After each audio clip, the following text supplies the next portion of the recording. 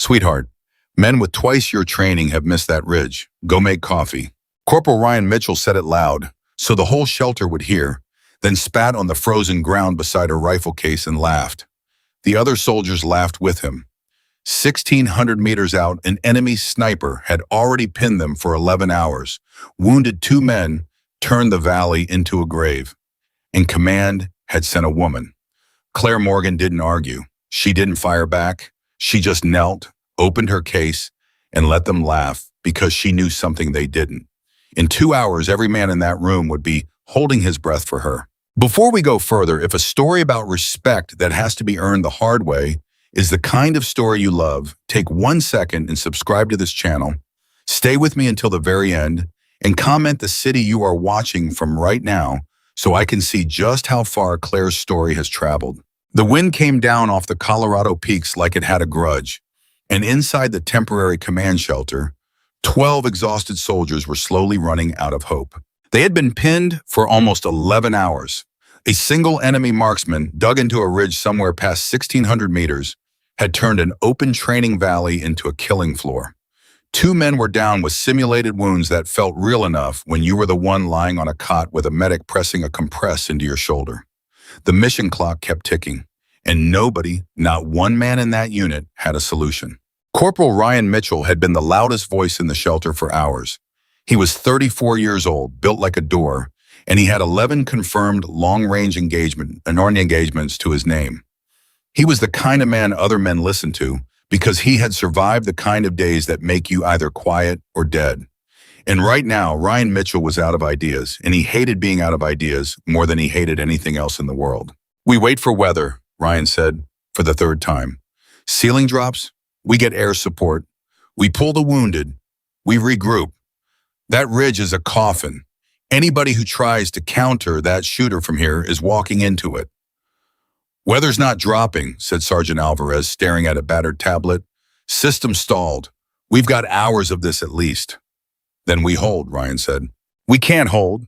That was Private Dawson, young, jaw tight, eyes rimmed red. Miller's shoulder's a mess. He needs extraction and the LZ is exposed. That shooter owns the whole valley. Every time we move, he reminds us. The shelter went quiet because Dawson was right, and being right did not help anyone. It was in that silence that the flap of the shelter pulled back and the cold came pouring in, and a woman stepped through carrying a long rifle case in one gloved hand. She was not tall. She was not loud. She had a plain face made plainer by exhaustion and a knit cap pulled low, and she moved with the kind of economy that comes from people who never waste emotion because motion costs energy and energy is precious. She set the case down just inside the door, straightened, and looked around the room. I'm Staff Sergeant Claire Morgan, she said. Advanced reconnaissance. Command sent me for the ridge. For a full 3 seconds, nobody said a word. Then Ryan Mitchell laughed. It was not a cruel laugh, not at first. It was the laugh of a man who is so tired and so cornered that the universe finally handed him something absurd enough to break the tension. Command, he said, sent you. Command sent me, Claire repeated, for the ridge. For the ridge. Ryan rubbed a hand down his face and looked around at the other men, inviting them to share the joke. A couple of them looked away. A couple of them grinned. Nobody stopped him. Sergeant Morgan, Ryan said, and he made her rank sound like a costume she was wearing. Do you understand what's out there? 1,600 meters. Crosswind that changes its mind every 90 seconds. Snow on the glass. Elevation angle that'll eat your come up if you breathe wrong. I have watched men with a decade on you put 3 rounds into that ridge and hit nothing but rock. Real men, trained men. I understand what's out there, Claire said. Do you? I read the range card on the drive up. I read the wind log your team's been keeping. I read the 2 engagement reports from this morning. She paused.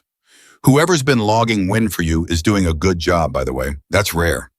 That stopped Ryan for half a second because he was the one logging the wind, and being complimented by the person you have just decided to dismiss is a strange and unwelcome feeling. Flattery, he said. Cute won't hit the ridge for you. I'm not trying to flatter you, Corporal. I'm telling you your data's clean. That matters to me. It's most of the job. Private Dawson watched this back and forth like a man at a tennis match, and something in him, Some raw, exhausted hope latched onto the calm in her voice.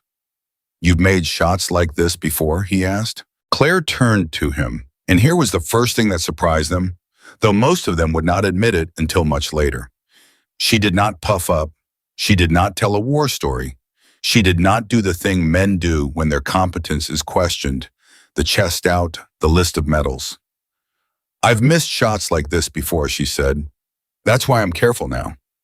Dawson blinked. Ryan snorted. "She's missed shots like this," Ryan said to the room. "Fantastic. That's the recommendation we're going with."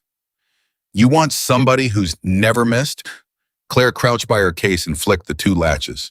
They opened with a soft double click that seemed very loud in the quiet. "Then you want somebody who's never taken a hard shot. I'm not that person. Neither are you. That's why we're both still alive." The latch clicks did something to the room.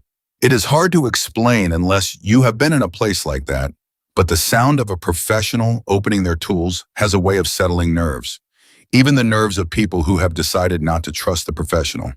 Men leaned in slightly. Somebody stopped fidgeting. Ryan Mitchell felt the shift, and he did not like it, so he pushed harder.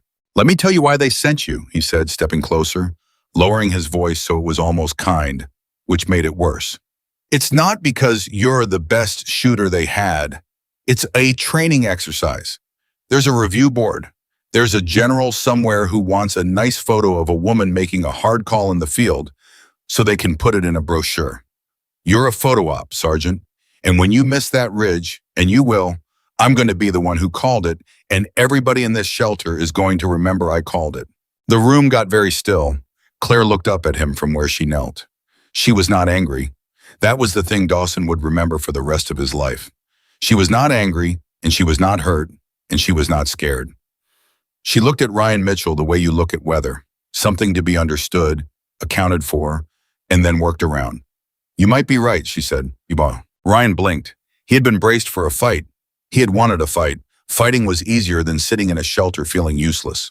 "About the brochure," Claire went on, standing now, her rifle in her hands but not raised, just held, the way a carpenter holds a level. "Maybe somebody upstairs wants a photo.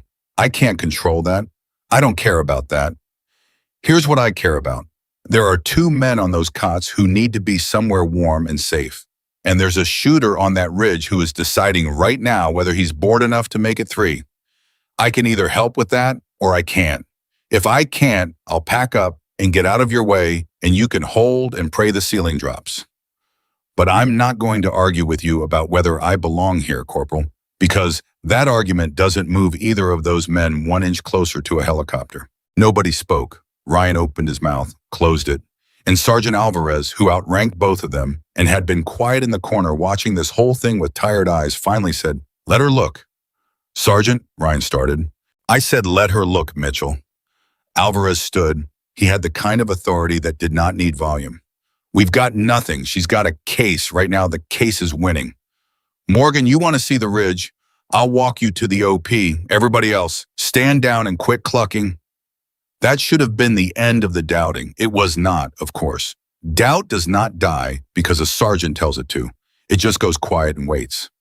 But it was a beginning. Claire followed Alvarez out into the cold, and Ryan Mitchell watched her go, and Private Dawson watched Ryan, and Ryan's face was doing something complicated. Because underneath the mockery, underneath the wounded pride of a man who had run out of answers, there was a small and unwelcome thought forming, and the thought was this. She did not argue. Every soldier he had ever met who was faking it argued. The fakers always argued, because arguing was how you filled the space where the skill was supposed to be. She had not filled the space. She had walked past it. He did not know what to do with that thought, so he shoved it down and told himself she would miss. Out at the observation post, the wind hit Claire full in the face and she let it. Alvarez pointed. Ridgeline, past that dead pine, the notch, then the shale field. He moves between 3 positions we've identified. Maybe more we haven't. He's patient, disciplined. He's not a kid. No, Claire agreed, settling behind the scope they had set up, adjusting nothing yet, just looking. He's not a kid. You really think you can reach him? Claire was quiet for a long moment. The wind pulled at the edge of her cap. I think, she said finally, that if I take that shot right now, I miss. And if I miss, I've told him exactly where I am. And I've told him he's better than we are. And then he owns not just the valley, but our heads too. So no, not right now. Alvarez studied her. So what do you do right now? Nothing. She pulled back from the scope. I do nothing for a while. And I know that's going to be the hardest thing for those men to watch, because they're scared and they want to see somebody doing something. But the shot isn't the work, Sergeant. The shot is the last 1%. The other 99 is knowing, and I don't know enough yet. Back inside, when Claire returned and quietly asked for a corner and a place to set up her spotting gear, Ryan Mitchell watched her lay out her instruments with an ache in his chest he did not have a name for. She had a small weather meter, a notebook, a real paper notebook, worn soft at the corners, a pen. She held the meter up, watched the little numbers, wrote something down, held it up again, wrote again. Fascinating, Ryan said. She's doing arts and crafts. But nobody laughed this time. That was the second shift, and it was smaller than the first, and it mattered more. The first time, the room had laughed with him. This time, the room did not. Dawson drifted over to where Claire had set up. He crouched a respectful distance away, the way you approach a wild animal you are not sure is safe. What are you writing? He asked. Claire glanced at him. He was young, younger than her by 5-6 years, maybe more. His hands were shaking a little, and not from the cold. Wind, she said, every 90 seconds. Direction, speed, and how it feels. She tapped the meter. This tells me the numbers, but numbers lie in mountains, air pools in valleys. It rolls off ridges. The wind where I am is not the wind at 800 meters, and the wind at 800 is not the wind out at the target. I have to build a picture of the whole thing in my head, all of it, every layer, and the picture keeps changing. So I keep writing. How long does that take? As long as it takes. She wrote another line. Could be an hour, could be 4. Dawson swallowed. Miller doesn't have 4 hours. Claire's pen stopped. She looked at the young private, and for the first time something moved behind her calm, a flicker of the weight she was carrying and hiding well. I know, she said quietly. Believe me, son, I know exactly how much time Miller has. That's the clock I'm shooting against. Not the general, not the corporal. Him. She nodded toward the cots. So I'm going to work faster than is safe and slower than you want, and I need you to trust that those two things can be true at the same time. Dawson looked at her for a long moment. Then he nodded, and then he did something that changed the temperature of the whole shelter. He said, loud enough for the others to hear, what do you need? You want a second set of eyes on the wind? I'll call it. Just tell me what to look for. And a woman that half the room had written off 10 minutes earlier had her first volunteer. Ryan Mitchell watched Dawson kneel beside Claire, watched the kid take up a notebook of his own, watched Claire lean over and quietly point at something in the valley and explain it, patient as a school teacher. And the ache in his chest got worse. Because here was the thing about Ryan Mitchell that he did not tell people. He had been the guy nobody believed once. A long time ago, a skinny kid from a town nobody had heard of, in a room full of men who were sure he did not belong. And he had earned his place the hard way. One round at a time, one impossible day at a time. And he had promised himself he would never look down on somebody the way those men had looked down on him. And he had just spent 10 minutes doing exactly that. To a woman who had not argued, who had complimented his win log, who had said out loud in front of everyone that she had missed shots before, which was the single most honest thing anybody had said in that shelter all day. He stood there and he hated himself a little, and hating yourself is uncomfortable. So he reached for the old reliable comfort of certainty. She will miss, he told himself. Nobody makes that shot. She will miss, and I will be right, and this feeling will go away. He did not believe it as much as he had an hour ago. Corporal Mitchell, Claire's voice. She was not looking at him. She was looking through her scope. You logged a gust at 1,400 hours. Full value, right to left, hard. Then it died completely for about 4 minutes. You noted that. Ryan came over almost against his will. Yeah, weird pattern. Happened twice.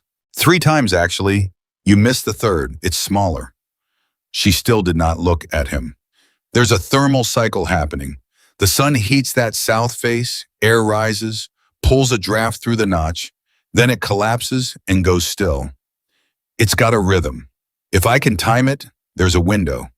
4 minutes of dead air, maybe less. Ryan stared at the side of her face. You figured that out from my log. I figured it out from watching. Your log confirmed it. Now she looked at him. I couldn't have found the pattern this fast without those notes, Corporal. You did that. Whatever you think of me, you gave me half of what I need. So, she turned back to the scope. And Ryan Mitchell stood there with a compliment he had not earned and did not know how to refuse. And something in the wall he had built came loose. Not the whole wall, just a brick. But a wall only needs to lose one brick before you start to wonder about the rest of it. The third gust, he heard himself say. The one I missed. You want me to watch for it? I know what it looks like now. I can call the window. Claire did not smile, but something in her shoulders eased. Yeah, she said, I do. Get a notebook. Sit here. When the south face lights up gold, that's your 90-second warning. You call gold, I get ready. You call dead, I've got my window. You miss the call, I miss the shot, and Miller pays for it. No pressure. Ryan sat down beside her. A door, built like a door, folding himself down into the small, careful posture of a man about to do delicate work. Dawson glanced over, surprised. Alvarez in the corner allowed himself the smallest of nods. For a while, nobody spoke. There was only the wind and the scratch of two pens and the low occasional murmur of Claire calling numbers and Ryan confirming them. Then Alvarez's radio crackled. It was faint, broken, but the message got through and it turned the shelter cold in a way the mountain never could. All stations, be advised. Thermal drone caught movement on the objective ridge. Shooter has displaced. Repeat, shooter is on the move. New position unknown. Every head came up. He moved, Dawson breathed. Your whole picture, the wind, the rhythm, the position, he moved. Claire did not lift her eye from the scope. Yeah, she said, he did. So it's useless. All of it, 2 hours of watching, and he just... Dawson. Claire's voice was level. Breathe. He didn't leave. He displaced. There's a difference. He moved because he heard us calling in the drone, or he saw a reflection, or he's just disciplined and he moves on a schedule, but he's still up there. A shooter that good doesn't abandon a valley he owns. She made a small adjustment. He moved, so now I know something new. I know how he thinks under pressure. I know he flinches when he's watched. That's worth more than the position was. Ryan stared at her. You're telling me his best move just helped us. Everything helps us if we're paying attention, Claire said. That's the whole job, Corporal. It's not the trigger, it's the paying attention. The trigger's easy. Anybody can pull a trigger. Knowing when, knowing where, knowing that the man on the other end just told you he's nervous. That's the part that takes 20 years and 100 missed shots to learn. She sat back finally and rolled her neck and looked at the two men beside her, the young one and the doubting one, both of them now leaning in, both of them now hers. He's going to settle into a new position, she said, and when he does, he's going to be a little rattled and a little too eager to prove he's still in charge. And that's when he'll make his mistake. He'll show himself a second too long, and I have to be ready for that second because I only get one. How do you know he'll make a mistake? Dawson asked. Claire almost smiled then. Almost. Because I've been him, she said. The eager one. The one who has to prove it. I made that mistake a long time ago on a ridge like this one, and somebody I loved didn't come home because of it. Her voice did not shake. It just got very quiet and very true. That's the shot I missed, Private. That's the one I carry. And that's why I don't rush anymore. And that's why I'm going to sit here and watch and wait until my eyes hurt. And I'm going to let a room full of tired men think I'm hesitating because I would rather be doubted than be wrong. I have been wrong. Doubted is easier. The shelter was silent, not the mocking silence from before, a different kind, the kind that falls over a room when it realizes it has been in the presence of something real and did not recognize it in time. Ryan Mitchell looked down at his own hands, his confirmed engagements, his decade, all the days that had made him quiet or dead, and he had chosen quiet, and somewhere in there, he had also chosen certainty, because certainty was armor. And armor kept you from feeling the weight of the shots you did not take and the men you did not save. She had thrown her armor on the floor in front of a room full of strangers. She had said, "I have been wrong, and a man died," out loud, to people who wanted her to fail. That was not weakness. He understood that now, and understanding it cost him something. That was the strongest thing he had ever seen a person do. "Morgan," he said. "Corporal." "That thing I said, the coffee." He worked his jaw. Apologies did not come easy to men like Ryan Mitchell. They came out sideways, half strangled, but they came. "That was out of line. You didn't deserve it. I was scared and I was useless, and I put it on you because you were the newest thing in the room. That's on me, not you." Claire turned and looked at him, and for the first time since she had walked through that flap, she gave him something close to a real look. Not a professional's assessment of weather. A person seeing another person. "You want to make it right?" she said. "Yeah." "Then call gold when the south face lights up, and don't miss it. Everything else, all the words, we can do those over a beer if we both make it off this mountain. Right now, I need your eyes, not your apology." Ryan Mitchell nodded slowly, and then, unbelievably, he almost laughed. A real one this time, low and surprised. "You are the strangest shooter I have ever met." "I get that a lot." Alvarez's radio crackled again. Weather update. The ceiling was not dropping, no air support, no easy way out. On the cots, Miller stirred and groaned, and the medic looked over at the group by the scope with an expression that did not need words. "Time. There is no time." Claire heard it.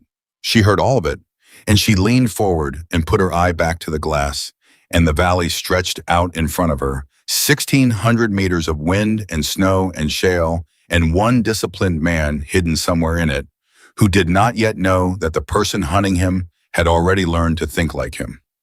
"All right," she said so quietly that only Ryan and Dawson could hear it. "Let's find out where you went." And in a shelter, hiked in the frozen Colorado mountains, 12 exhausted soldiers who had spent the morning running out of hope found themselves, without quite knowing when it had happened, holding their breath for a woman most of them had laughed at an hour before. The wind kept changing, the clock kept running, and Staff Sergeant Claire Morgan settled in to wait for a window that might last 4 minutes, or might last 4 seconds, or might never come at all. Ryan Mitchell watched the south face of the ridge, waiting for it to turn gold, waiting to make good on the only apology that mattered. And for the first time in longer than he could remember, the loudest man in the room had nothing at all to say. The south face of the ridge stayed gray. For 18 minutes it stayed gray, and in those 18 minutes Claire Morgan did not move, and the men around her learned a new kind of misery, the misery of watching someone be patient when your whole body is screaming to act. "Come on," Dawson whispered. "Not to anyone, just to the mountain. Turn gold. Come on." "It'll turn when it turns," Claire said. Her eye never left the glass. "You can't rush the sun, Private. People have tried." Ryan Mitchell sat on her right, notebook open on his knee, and he was learning something he did not expect to learn at 34 years old, which was how little he actually knew about the thing he was best at. He had 11 confirmed engagements. He had thought that made him a shooter. Watching Claire, he was starting to understand that he had been a man who occasionally hit things, and that there was a discipline underneath the trigger that he had only ever touched the surface of. "Ask you something," he said. "Ask. You said you've been him, the shooter, the eager one." He kept his voice low so the cots would not hear. "You said somebody didn't come home. You don't have to tell me, but I'm sitting here watching you do this, and I need to understand what I'm looking at. So if you can." Claire was quiet for a moment, not the quiet of refusal. The quiet of a person deciding how much of a wound to open in a room full of people who might need her steady. "His name was Teller," she said finally. "My spotter. First real deployment for both of us. We had a shot, and it wasn't a good shot. The wind was wrong, and I knew it was wrong. And there was a colonel on the net telling me to take it, telling me the window was closing, telling me I was hesitating." She adjusted a dial by a fraction. "So I took it, to prove I wasn't scared, to prove I belonged. Same reason you told me to go make coffee, Corporal. Fear wearing a costume." Ryan flinched, but he did not look away. "I missed," Claire said, "and missing told them where we were. And Teller." She stopped. Her eyes stayed on the glass. "Teller was on my left. That's all. He was on my left, and I was the reason they knew where to look." Dawson had gone very still. So when you all sat in that shelter and decided I was a photo op, Claire went on, and her voice did not crack. It just got very level and very deliberate. You want to know why I didn't argue? Because I stopped needing to prove I belonged the day Teller didn't come home. I don't shoot to prove anything anymore. I shoot because two men on those cots need a helicopter and there's a disciplined killer between them and it. That's the only reason left that's worth pulling a trigger for. Everything else gets your spotter killed. Nobody spoke for a long moment. Then Ryan Mitchell very quietly said, I'm sorry about Teller. So am I, Claire said, every single day. Now watch the south face. And the thing was, they did. All of them, without being told, drifted their eyes to the south face of that ridge because a woman had just handed them the worst day of her life as an explanation. And the only thing you can do with a gift like that is honor it. Gold, Ryan said suddenly. South face, it's lighting up. Gold, Morgan, that's your warning. Claire's whole body changed, not fast, smooth, the way a machine comes online. 90 seconds, she said. Everybody who isn't calling wind, be quiet and stay quiet. Dawson, watch the notch. Mitchell, you own the clock and the light. Tell me when it goes dead. Copy. The shelter held its breath. And then, 400 meters up a frozen ridge, the enemy shooter made his first appearance in over an hour, and everything Claire had built came down to seconds. Movement, Dawson hissed. The notch. Something moved in the notch. Claire found it, a shape, wrong angles for rock. The disciplined stillness of a man who thinks he is invisible. I have him, she breathed. Center notch low. He's prone. He's settling in. Take it, Ryan said. And even as he said it, he heard himself, heard the colonel on the net in Claire's story, heard fear wearing the costume of urgency, and he hated it. No, wait, belay that. It's your shot, your call. And that, though none of them marked it in the moment, was the moment Ryan Mitchell became a spotter instead of a critic. The moment he stopped telling the shooter to take it and started trusting the shooter to know. Wind's still alive, Claire said. The face just went gold. The draft hasn't collapsed yet. If I shoot now, the bullet walks left and I miss him by a foot and I tell him exactly where we are. Her finger was off the trigger, resting alongside it. We wait for the collapse. Mitchell, the light. Talk to me. Still gold. Still gold. Ryan's voice was tight. He's settling. Morgan, he's getting comfortable if he ranges us first. He won't. He just got here. He's checking his own wind before he does anything. He's disciplined, remember? Discipline works both ways. He's going to be still for at least a minute doing exactly what I'm doing. A pause. Light. Still gold. Come on. Come on. And then Ryan's breath caught. Fading. It's fading, Morgan. South face going gray. That's your collapse. 90 seconds of dead air starting now, Claire said. Maybe less. Dawson, is he still in the notch? Still there, still prone. He hasn't moved. Then here we go. And she did not fire. Dawson nearly came out of his skin. He's right there. The wind's dead. Why aren't you? Because the wind isn't dead yet where he is, Claire said, and her voice was the calmest thing in the entire state of Colorado. It's dead here. It collapses here first. Then it rolls up the valley and it reaches him last. There's a lag. 4 seconds, maybe 5. I shoot on our dead air. His air is still moving. I miss. I have to shoot on his dead air. And his dead air is coming. She exhaled slow. 3, 2. Morgan, Ryan whispered. 1.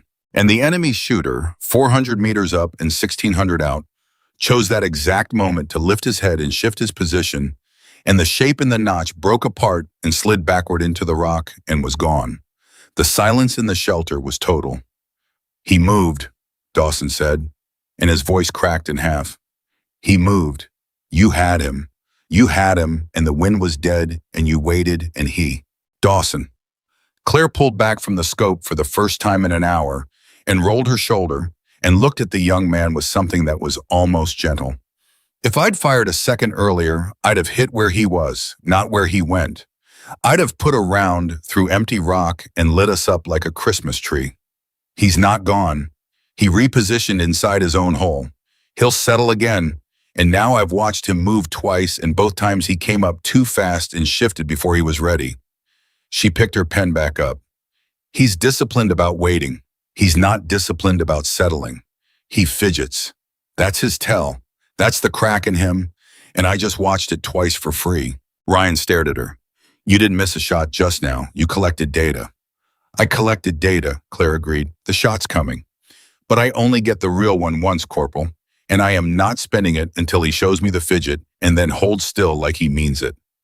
When he does both, when he pops up nervous and then forces himself to settle because he's embarrassed about being nervous. That's my 4 seconds. That's the whole game. Over on the cots, Miller made a sound. A bad sound.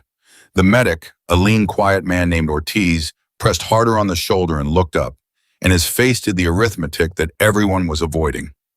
Morgan, Ortiz said, I need a number. How long?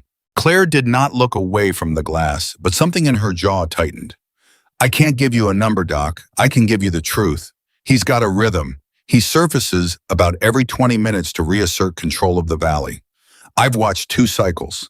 The next time he comes up nervous, I take him. That could be 20 minutes. That could be 5. I don't control it. Miller might not have 20. I know. I'm just telling you. I know, Doc. And for 1 second, just one, the mask slipped, and they all saw the weight she was carrying, the same weight that had a name, and the name was Teller. I know exactly what I'm racing. I have raced it before and lost. I'm not going to lose it by rushing. That's the one thing I know for certain. Rushing loses. So I need everybody in this room to do the hardest thing soldiers ever have to do, which is nothing, and to do it while a good man hurts, and to trust that I hate the waiting more than any of you. Ortiz held her eyes for a moment. Then he nodded once and went back to Miller. And Ryan Mitchell, watching, understood that he was in the presence of a kind of courage he had never possessed. He had courage under fire. Everybody in that shelter had courage under fire. But Claire had the other kind, the rarer kind, the courage to be still and hated and doubted while the clock ran, the courage to let people believe you were failing because you knew that looking like you were failing was the price of not actually failing. He had never had that. He had always needed to be seen doing something. Fear wearing a costume. She had put it plainly, and it had gone into him like a blade because it was true. 20 minutes, he said to her quietly.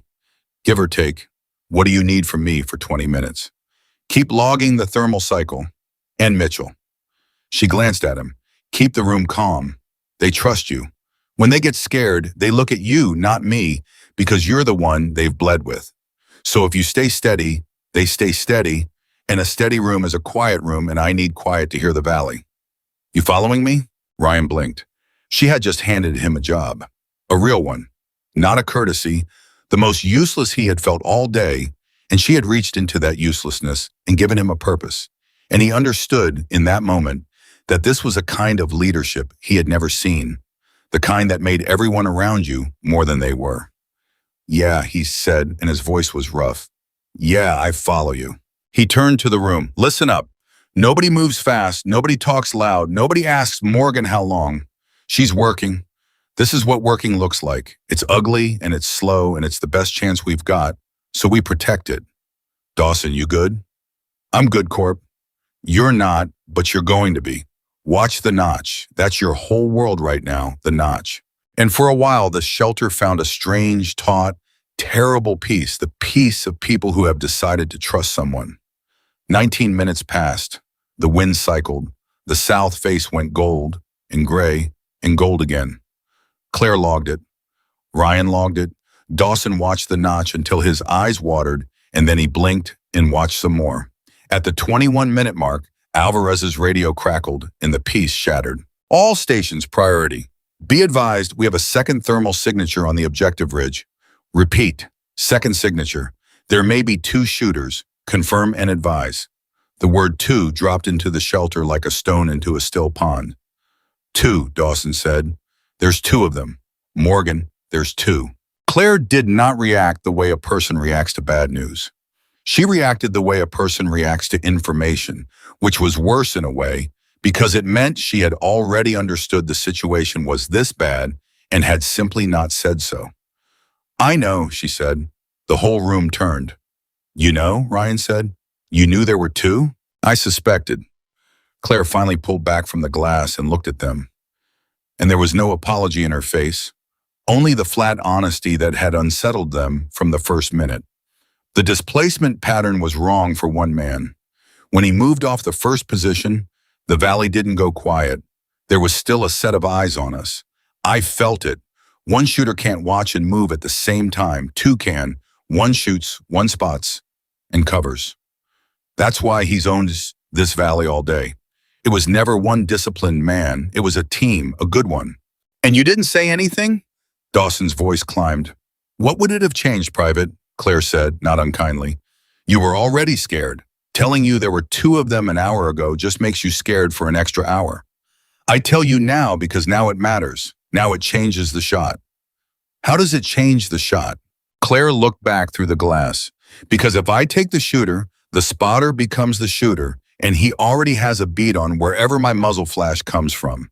The first shot has to count, and the second shot has to come about 3 seconds behind it, on a target I haven't located yet, before the spotter can range my flash and put one through this shelter. She said it with the calm of a woman reading a grocery list. So it's not one impossible shot anymore. It's two, back to back, 1,600 meters, and I've only got one confirmed position. The silence was so complete they could hear the wind working at the shelter's edges. That's not possible, somebody said from the back. One of the men who had laughed hours ago. Two shooters, both at 1,600, 3 seconds apart. That's not a shot.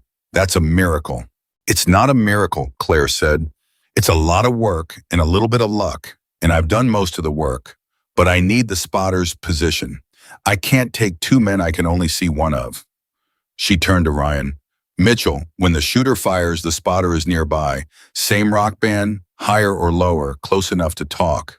When I locate the shooter, I need you locating the second thermal off the drone feed. Alvarez, can you get me that feed? Working on it. Work faster. She said it without heat, but it moved him. Because here's the part nobody's going to like. The next time the shooter surfaces, I have to let him shoot. I have to let him take a shot at us, and I have to watch where the spotter's eyes go when he calls the correction. Because that's the only way I find the second man. I have to give them a target. You want to bait them, Ryan said slowly. I want to bait them. With us. With me. Claire's jaw set. I move to the forward OP alone. I give them a silhouette worth shooting at. They take the shot. It misses, because at 1,600 through this wind, even a good team needs a ranging round, and I will not be where they range. But the ranging round tells me everything. The impact tells me the shooter's exact position, and the correction the spotter calls tells me his. Two shooters, one heartbeat of information, and then I have about 3 seconds to end both of them before they end me. Nobody breathed. No, Ryan said, absolutely not. You go out to that OP alone and you're dead. First round, second round, doesn't matter. You're a silhouette on a ridge and they're a team. That's not a plan, Morgan. That's a funeral. It's the only plan that finds the second man. Then we find another plan. There isn't one. And for the first time, Claire's voice rose, just a notch, just enough to show them the pressure she had been holding under that flat calm all day. There isn't another plan, Corporal. Miller is dying on that cot. The ceiling won't drop. There's no air.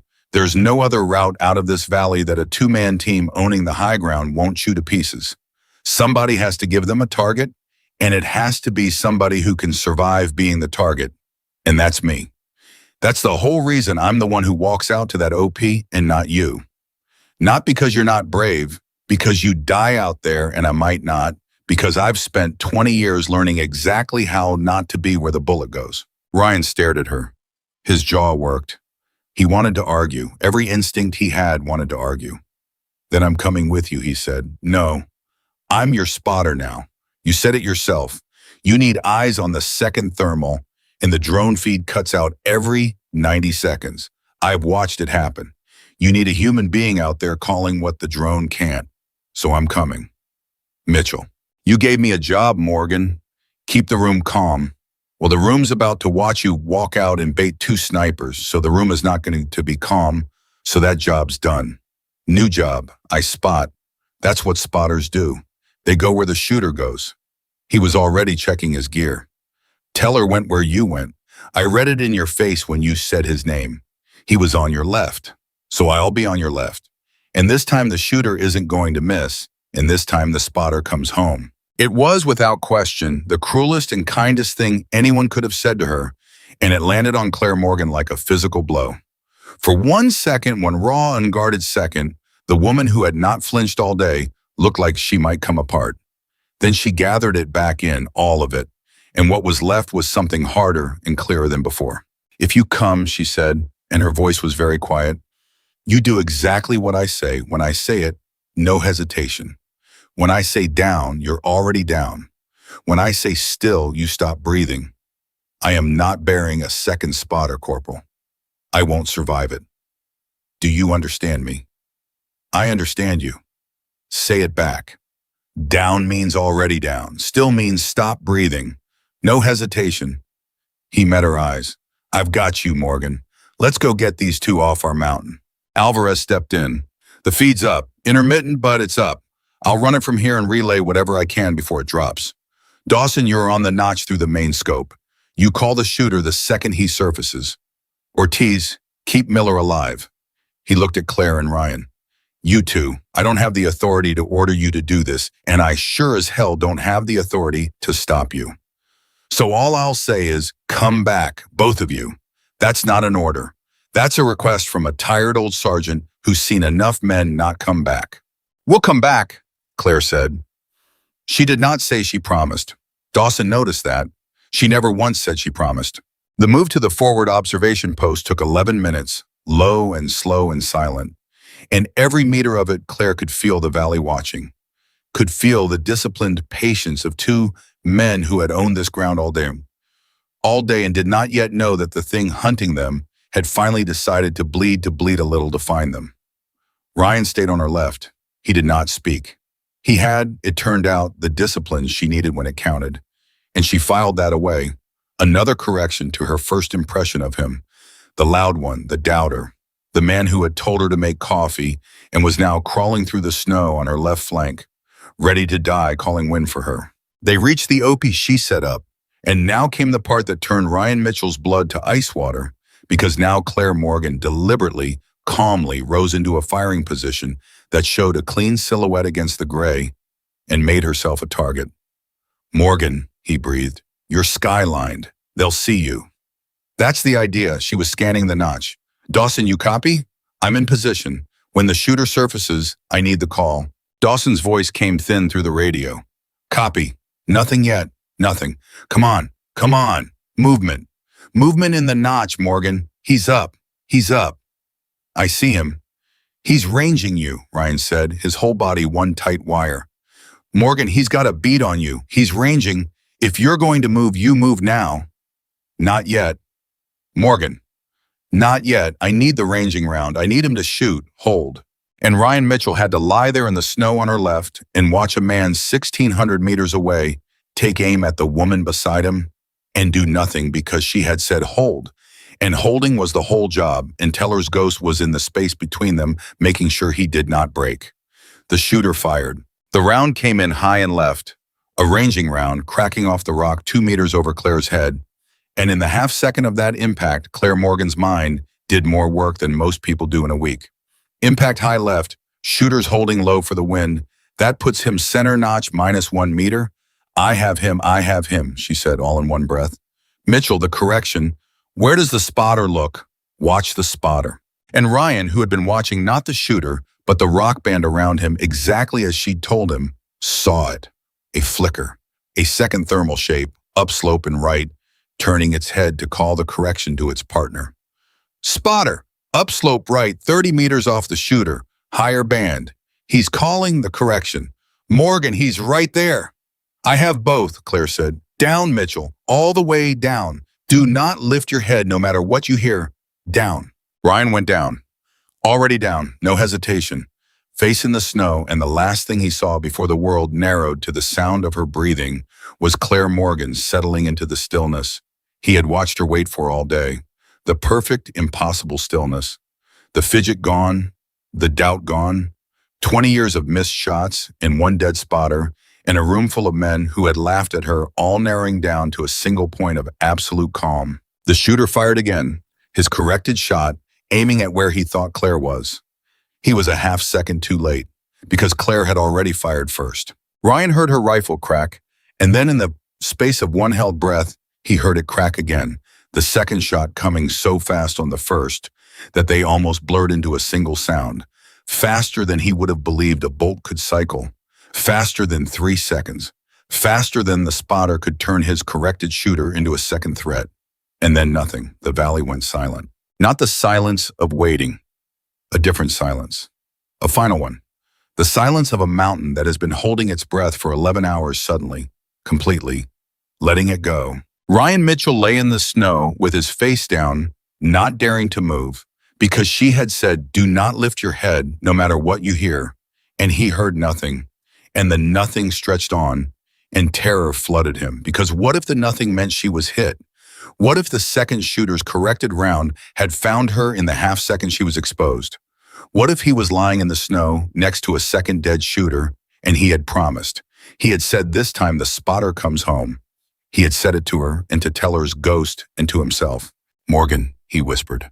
"Morgan, talk to me. Are you hit? Are you hit?" For one horrible second, nothing, then quietly exhausted, human. "I'm not hit." Ryan let out a breath that came from somewhere near his soul.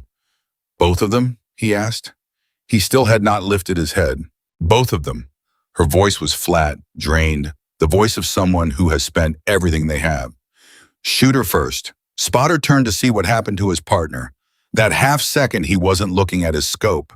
"That's when I took him." A long pause. "You can get up now, Corporal. It's over. You can get up." Ryan Mitchell lifted his head out of the snow. He looked at her. She was still behind the rifle, but she was not aiming anymore, just resting her forehead against the stock. Her eyes closed, and he understood that she was not celebrating, would never celebrate. That for Claire Morgan, a shot like this was not a triumph, but a debt. One more weight added to the weight she already carried. 2 more men who would not go home so that 2 on the cots could. "Alvarez," Ryan said into the radio, and his voice broke on it. "Alvarez, both hostiles down, both confirmed. The ridge is clear. The valley is clear. Get me that helicopter. Get Miller out." She did it. Morgan did it. Both of them, 3 seconds apart at 1,600 meters. She did it. The radio erupted. He could hear the shelter behind him, 400 meters back, erupting too. The sound of 11 exhausted, terrified men, suddenly, wildly, believing they were going to live. But Claire Morgan did not move. She stayed with her forehead against the stock, eyes closed. And Ryan Mitchell, who had told her to go make coffee, who had called her a photo op, who had promised her spotter's ghost that this time it would be different, crawled the small distance across the snow to her left side and put a hand on her shoulder. "Hey," he said quietly. "Hey, you came back, and I came back. Both of us. You hear me, Morgan? This time you brought your spotter home." And Claire Morgan opened her eyes and looked at the loud, doubting man who had become, in the space of one afternoon, the first person in a very long time she had let stand on her left. And something in her face finally cracked, not into weakness, but into the exhausted grief of a soldier who has carried a ghost for years and has just, for one moment, been allowed to set it down. "Yeah," she said. "Yeah, Corporal. This time I did." Behind them, faint and rising, came the sound the whole valley had been praying for all day. Rotors. A helicopter, punching in low under the ceiling that was never supposed to drop. Coming for the wounded. Coming because a woman most of them had laughed at had cleared the ridge that made the whole valley a grave. And in the shelter, Private Dawson was on his feet with tears frozen on his face. And Sergeant Alvarez had his eyes closed and his lips moving in something that was not quite a prayer and not quite a thank you. And Ortiz was already prepping Miller for the litter, telling him, hold on. They cleared it. They cleared the ridge. You're going home." And out at the forward, OP, in the sudden strange quiet of a battlefield that had run out of enemies, Ryan Mitchell sat in the snow beside Claire Morgan and did not say anything else, because there was nothing else worth saying, and because he finally understood the thing she had tried to tell him hours ago in a shelter full of doubt. The strongest person in the room is rarely the loudest. Sometimes she is the one who lets you doubt her, who lets you laugh, who lets you believe she is failing because she knows something you don't yet know. and she is willing to carry your contempt on her back all the way to the moment it turns, silently, completely, into something that will make you ashamed. You ever laughed and grateful for the rest of your life that you were wrong. The helicopter came in fast and left faster. Miller and the second wounded man loaded and gone in under 4 minutes. And as the rotor noise faded down the valley, Claire Morgan finally allowed herself to stand up all the way. And the moment she did, her legs nearly went out from under her. Ryan caught her elbow. Easy, easy, I've got you. I'm fine. You're not fine, you just fired the 2 hardest shots I've ever seen a human being take, and you've been holding it together for 11 hours. Sit for a second. If I sit, I won't get up. She said it plainly, not as a complaint, just as a fact about her own body that she had learned somewhere along the way. The trick is, you don't stop until it's actually over. And it's not over. We still have to walk back, and I still have to write the report, and I still have to. She stopped, swayed. Okay, maybe I sit for a second. She sat. Ryan crouched beside her, and for a moment neither of them said anything. In the quiet of the cleared valley settled over them like the first real peace either of them had felt all day. Can I ask you something, Ryan said. You ask a lot of questions for a sniper. I'm a spotter now. You said so yourself. A ghost of a smile. Spotters ask questions. That's the job. Claire almost laughed. It came out as more of a breath. Ask. The second shot. The spotter. You said you took him in the half second he turned to look at his partner. Ryan turned to face her. How did you know he'd turn? How did you know he wouldn't just keep his eye on his scope and put a round through you the second your flash gave you away? Claire was quiet for a moment, watching the ridge that no longer held anything alive. Because he loved his partner, she said. Ryan blinked. What? 2-man teams. You spend enough hours in a hole with a man, close enough to whisper, sharing the same water and the same fear, and something happens. You stop being 2 soldiers. You become 1 animal with 2 heads, and when one head gets hit, she exhaled. The other one looks. Every time. It's not tactics. Tactics say keep your eye on the scope, keep hunting, avenge him after. But nobody follows tactics in that half second. Nobody. Because the man beside you just got hit, and the oldest thing in you, older than any training, has to look, has to know. I knew that spotter would turn to look at his shooter because I know what it is to have somebody on your left, Corporal. I know exactly what it does to you when they go quiet. The words landed in the snow between them, and Ryan Mitchell understood that she had just told him something enormous. That the shot that had saved all their lives had been made possible not by her skill with a rifle, but by her grief. That she had reached into the worst day of her own life, the day Teller went quiet on her left, and used the shape of that wound to predict exactly how another man would break. You used Teller, he said quietly, to take that shot. You used what happened to you. I used what I learned, Claire corrected. There's a difference. Teller didn't die so I could make a shot 8 years later. Teller died because I was young and scared, and I let a colonel push me into a bad round. She met his eyes. But I'll be damned if I let it be for nothing.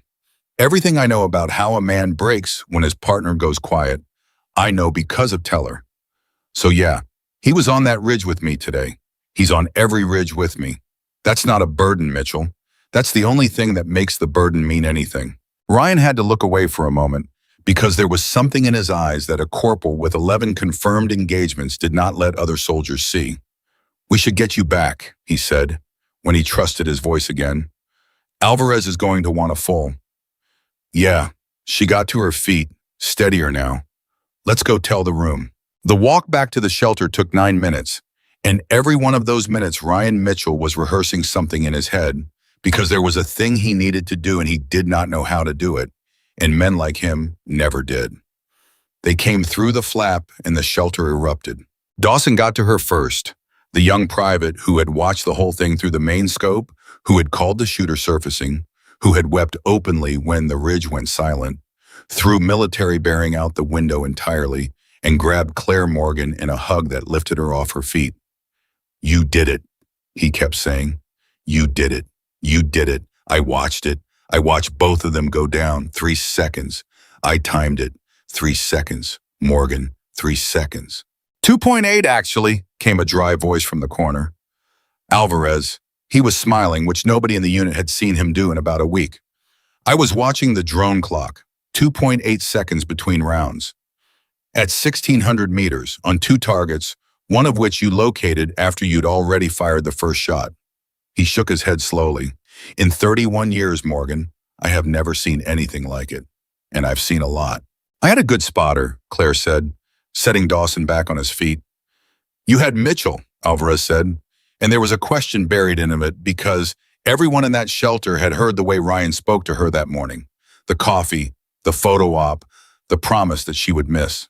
And here it came, the thing Ryan had been rehearsing the whole walk back, and he found that all his rehearsing was useless because the only way to do it was to just do it, in front of everyone, out loud, the way she had done everything out loud all day. Can I have the room? Ryan said. The shelter quieted. Everybody, just listen for a second. He turned to face them all, and then he turned to face Claire, because the point of it was that she had to be looking at him when he said it. This morning, I told this soldier to go make coffee. I told her she was a photo op. I told her in front of all of you that she was going to miss, and that when she missed, I'd be the one who called it, and you'd all remember I called it. He swallowed. Well, you're going to remember something, all right, but it's not that. Mitchell, Claire started. No, I need to say it right. His jaw worked. I've been a soldier for 16 years, and this morning I forgot the single most important thing 16 years is supposed to teach you, which is that you do not know what's inside a person by looking at the outside of them. I looked at her and I saw the newest thing in the room, and I dumped every ounce of my own fear on her because it was easier than admitting I was out of answers. That's the truth. That's the ugly truth. And I'm saying it out loud because she said her ugly truth out loud today. She told a room full of strangers who wanted her to fail that she'd missed shots before, that she'd lost a man, and that took more guts than anything I've ever done under fire. He looked at her. So I'm going to match it. Sergeant Morgan, I was wrong about you in every way a man can be wrong about another human being. And I'm sorry. And I'll say it to anyone, anywhere for the rest of my career. Ryan Mitchell was wrong, and Claire Morgan carried this whole unit off this mountain. The shelter was dead silent. Claire Morgan looked at him for a long moment. And when she spoke, she did not do the thing people expected, did not wave it off, did not say it was nothing, did not make it comfortable for him. Thank you, she said simply. That was hard to say, and it mattered that you said it. A pause. And for what it's worth, Corporal, you were the best spotter I've had since Teller. I don't say that lightly. I don't say his name lightly. You earned standing on my left today. Not many people do. And that, to Ryan Mitchell, meant more than any medal he had ever been pinned with, because he understood now what her left side was. Understood it was a grave and a shrine and the most protected place in her whole world. And she had just told a room full of soldiers that he had earned a place in it. It was 15:47 hours when the second radio call came in, and it turned the celebration to ash. All stations, priority traffic, be advised, this is no longer an exercise. Repeat, this is no longer an exercise. The shelter went cold. Say again, Alvarez said into the radio, his voice suddenly hard. Say again your last over. Command has lost contact with the exercise control element. The 2 hostiles engaged on the objective ridge were not, repeat not, part of the training scenario. O4 role players are accounted for and were never deployed to that ridge. Unknown armed persons have been operating inside the training area.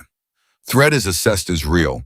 All units go weapons hot and assume active hostiles. Acknowledge, over. Nobody in the shelter moved. Dawson's face had gone white. What did he just say? What did he just say? They weren't role players. They weren't. He turned to Claire. The men you shot, the 2 on the ridge, they were. He couldn't finish it. They were real, Claire said quietly. She had gone very still. The whole time, the wind, the discipline, the 2-man team, the way they owned the valley. I said it hours ago. I said he wasn't a kid. I said he was disciplined. I said it was a good team. I didn't know how good. I didn't know they were real. But part of me, she stopped.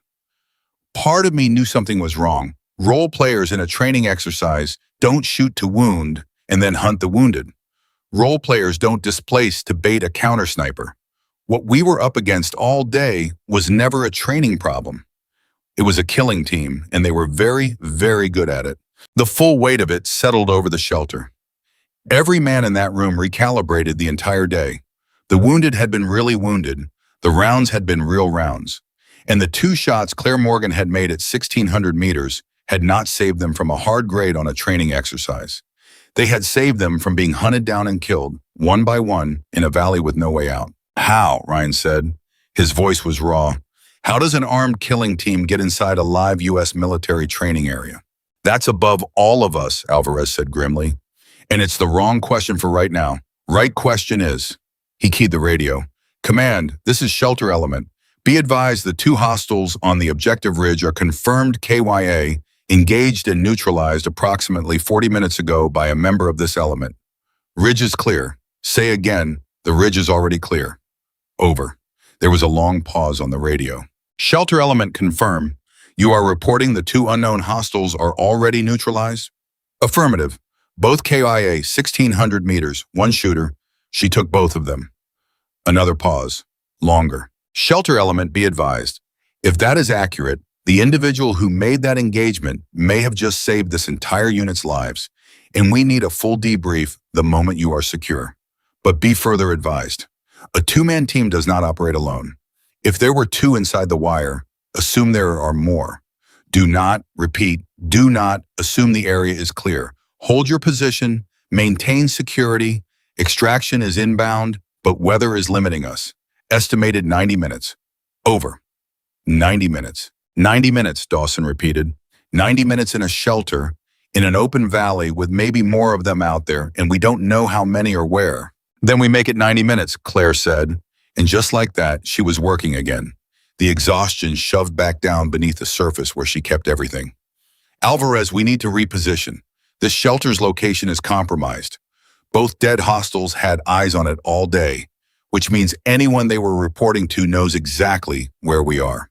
We can't be here when the next team comes looking for why their killers went quiet. Agreed, where?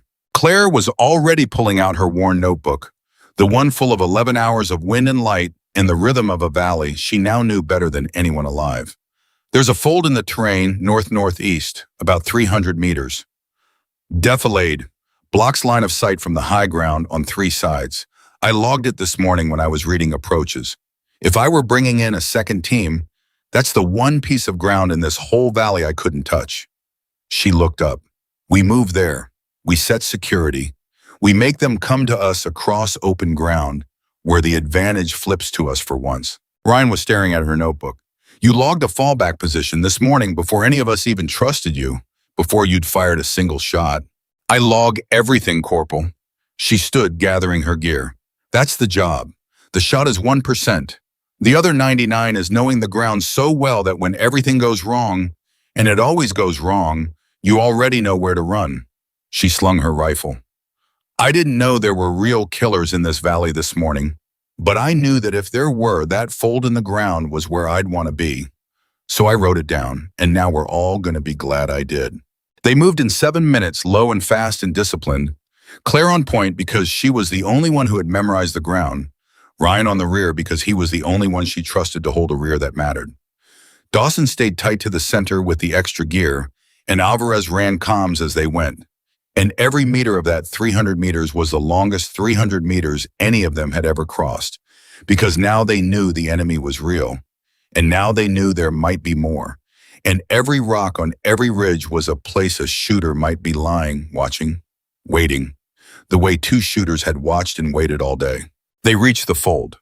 Claire had been right, of course. It was a perfect piece of ground, low and protected, with clean fields of fire across the open approaches and hard rock at their backs. They set security, and then they settled in to wait out the 90 minutes, and the waiting was worse than anything that had come before because, at least when they thought it was an exercise, the worst case was a bad grade. At 16:12 hours, 25 minutes into the wait, Dawson, watching the western approach, said the words that stopped every heart in the fold. Movement, west, 200 meters, something's moving in the rocks. Claire was beside him instantly. Glass up. Show me. Slow. Point with your words, not your hand. Base of the Western Rock Band. There's a gap between two boulders. Something moved through it, low, left to right. I only caught it for a second. Claire scanned, held, scanned again. And there it was, low, careful, disciplined. A man moving the way the two dead men on the ridge had moved, and behind him, barely visible, a second shape. Two of them, Claire breathed. At least two, moving on our old position. They're going to the shelter. Her jaw tightened. They found their dead friends' reports. They know where we were, and they're moving to hit the shelter, which is empty, which buys us maybe 4 minutes before they realize we're not there and start reading the ground for where we went. And then they read the same ground you read, Ryan said grimly, and they find the same fold you found. And then they find us, Claire finished. Yeah. So what do we do? Claire lowered the glass, and for a moment she was very still, and everyone in that fold watched her think, watched her run the same kind of calculations she'd run all day, wind and angle and timing, and the shape of how men break. We don't wait for them to find us, she said. Waiting was right when I was hunting one hidden team from cover. It's wrong now. Now they're the ones moving across open ground, and every second they spend clearing that empty shelter is a second they're exposed, and I'm not. So I don't wait. She brought the rifle up. I take them while they're stacking on an empty tent, wondering where we went. Dawson, you spotted them. You call them for me. Mitchell, watch our flanks, because if there's a third one, he's going to move the second I fire, and I won't have eyes for him. You're going to take 2 moving targets, Ryan said, across 200 meters, while they're maneuvering. 200 meters is a chip shot after the day I've had, Corporal. And for the first time all night, there was the faintest edge of something, almost like grim humor in her voice. 1,600 was the hard part. 200 I could make in my sleep. The only hard part now is the timing. I have to take the first one clean and silent enough that the second one doesn't know what happened until it's too late for him to find cover. She settled in. Dawson, the lead man, talk to me. Dawson steadied his voice. He's approaching the shelter flap, slowing down. He's signaling to the second one. Second one's holding back, covering. Classic stack, lead man's about to enter. That's my moment, Claire said. When the lead man commits to entering, the cover man's attention goes to the flap, watching his partner's back, not watching the valley. That's when he's blind to me. Her fingers settled alongside the trigger. Wait for it. Wait. Lead man enters on my shot. Cover man's eyes are on the flap. 3, 2. And at that exact moment, Ryan Mitchell, watching the flanks as she had told him, caught a flicker of movement to the south, the opposite direction, and his blood turned to ice because there it was, the thing she'd warned about, the thing command had warned about. Third man, he hissed. South, Morgan. There's a third one. He's flanking us. He's already inside 100 meters. He's got a line on us. Claire did not lift her eye from the 2 men to the west. She had a shot on 2 enemies committing to an empty shelter. The perfect shot, the one she'd set up, and now there was a third man to the south about to have a clean line on her whole team, and she had 1 rifle and 1 direction it could point, and about 1 second to decide which threat to answer. Mitchell, she said, absolutely level, absolutely calm, the calm of a woman who had lived inside impossible seconds her whole career. Can you take the third man? Your rifle, your shot, south, 100 meters. Can you make it? Ryan's throat closed. 100 meters was nothing. 100 meters was a shot he'd made 1,000 times.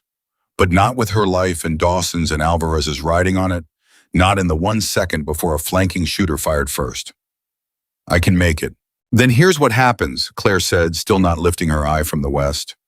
On 3, I take my 2 to the west. You take your 1 to the south. Same heartbeat, both of us, no hesitation. If either of us is slow, somebody in this fold dies. You spent all day watching me wait for the perfect shot. This isn't that. This is the other kind. The kind where you trust your training and you trust the man beside you and you just take it. Can you do that? Can you trust me and take it? I can trust you, Ryan said, and he brought his rifle around to the south and settled on the flanking man. And for the first time in his career, Ryan Mitchell understood what it meant to be part of one animal with 2 heads. The thing Claire had described. the thing that had let her read a dying spotter's grief from 1,600 meters. He was on her left. She was on his right. And they were about to fire in the same heartbeat at two different enemies in two different directions, trusting each other completely. And if either of them flinched, they all died. Dawson, Claire said, count us down. Your call. When the lead man enters that flap, you say now and we both fire on now. You own this. Understand? I own it, Dawson whispered. This young private who 12 hours ago had been one of the men who let Ryan laugh at her, now trusted with the single word that would decide whether any of them lived. Claire's finger settled on the trigger, her two targets to the west. Ryan's finger settled on his one target to the south. And the whole valley, the whole 11 hours, the whole day of doubt and grief and earned respect, came down to a 19-year-old private watching a killer approach an empty tent, waiting for the exact half-second to say one word. Steady, Dawson breathed. Steady, lead man's at the flap. He's lifting it. He's committing. The lead man stepped into the empty shelter. Now, two rifles fired as one, in the same heartbeat, in two directions. And the sound rolled out across the valley and came back off the ridges. And then, for the second time that day, the mountains went completely and utterly silent. The silence held for 3 full seconds, and in those 3 seconds, Ryan Mitchell did not breathe, because he did not yet know if he had made his shot, and not knowing was the worst feeling in the world. Then Dawson, glass up on the west, said, both west targets down. Lead man dropped inside the flap. Cover man dropped where he stood. Both down, both still. And Claire, without lowering her rifle, said, Mitchell, your man, report. Ryan forced himself to look through his own scope, to the south, to the flanking man who had been 100 meters out and closing. The man was down, not moving. Ryan had made the shot he'd made 1,000 times on a range and never once with 4 lives riding on a single heartbeat, and he had made it. South man's down, he said, and his voice shook, and he did not care that it shook. He's down, I got him. Confirmed? Confirmed, he's not moving, he's done. For a moment, nobody in the fold said anything, because 5 men had just become 5 corpses across that valley, and the arithmetic of the day had turned into something none of them had signed up for that morning when it was still supposed to be a training exercise. 5, Alvarez said quietly from where he'd been running comms. 5 hostiles, 2 on the ridge, 3 coming for the shelter. 5 armed men inside a live U.S. training area. That's not a raid. That's not a crossing. That's an operation. His jaw was tight. Somebody planned this. Somebody put 5 trained shooters inside the wire on the exact day this unit was running a live exercise. That's not luck. That's intelligence. Somebody knew we'd be here. The words dropped into the fold like a stone, and Claire Morgan finally lowered her rifle and turned and looked at Alvarez. And Ryan saw something cross her face that he had not seen all day. Not during the 1,600-meter shot, not during the bait, not during any of it. He saw her get still in a new way, a thinking way, a way that scared him. Say that again, she said. Somebody knew we'd be here. No, the other part. 5 trained shooters on the exact day of a live exercise. Claire's eyes had gone distant, the way they'd gone when she was reading winds she couldn't see. Sergeant, who knew the exercise schedule for this valley? Alvarez frowned. Command, exercise control, us, standard distribution. How far in advance? The schedule locks 2 weeks out. Why? Claire was quiet, and then she said the thing that turned the whole day inside out. Because 5 armed men didn't wander into a training area by accident on the one day it was occupied, she said. They were placed, positioned, in advance, which means they had the schedule, which means somebody with access to that schedule gave it to them. She looked around the fold at the exhausted faces. We didn't stumble into an enemy today. We were the target, this whole exercise. Somebody wanted this unit in this valley so 5 shooters could take it apart, quietly, in a place where the sound of rifles is exactly what everybody expects to hear. Nobody would have questioned gunfire in a live fire exercise. Nobody would have come looking until we missed a check-in. By then, we'd all be dead and the shooters would be gone, and it would look like a training accident, a tragedy, an investigation that finds nothing. The fold was silent. Dawson's face had gone gray. You're saying somebody set us up. Somebody on our side. I'm saying somebody with access to that schedule sold it or used it, Claire said. So I don't know who, I don't know why, but I know that 5 trained men with our timetable didn't get here by accident. And I know that the only reason we're alive to figure that out is that they made one mistake. What mistake? Ryan said. Claire almost smiled, and it was the grimmest thing he'd ever seen. They didn't know about me. The schedule said this unit. It didn't say a counter sniper from advanced reconnaissance would get pulled in at the last minute because a general somewhere wanted. She stopped. Because a general somewhere wanted a photo op. Ryan felt the words hit him like a physical blow. Because he'd said them, that morning he'd called her a photo op, a decoration, a thing command sent for a brochure, and now she was standing in a fold in the ground, telling him that the last-minute decision that put her in this valley, the decision he'd sneered at, was the only reason any of them were breathing. The photo op, he said hollowly, the thing I threw in your face, that's what saved us. Maybe, Claire said. I don't know why they sent me, Corporal. Maybe it was a brochure. Maybe somebody upstairs had a feeling. Maybe it was pure dumb luck. But whatever the reason, I wasn't in that schedule 2 weeks ago, and the men who planned this didn't account for me, and that's the gap we live through today. She looked at him steadily. So the next time you want to dismiss somebody as a token, as a decoration, as somebody who's only there to make a picture look good, you remember this valley, because the person everybody underestimates is the exact person nobody plans for. And the person nobody plans for is the person who wrecks the plan. It was 16:31 hours when Alvarez got command back on the radio and relayed Claire's assessment, and the response came back fast and cold and confirmed everything. Shelter element, be advised. Your assessment is consistent with what we're seeing on this end. Exercise control element was found.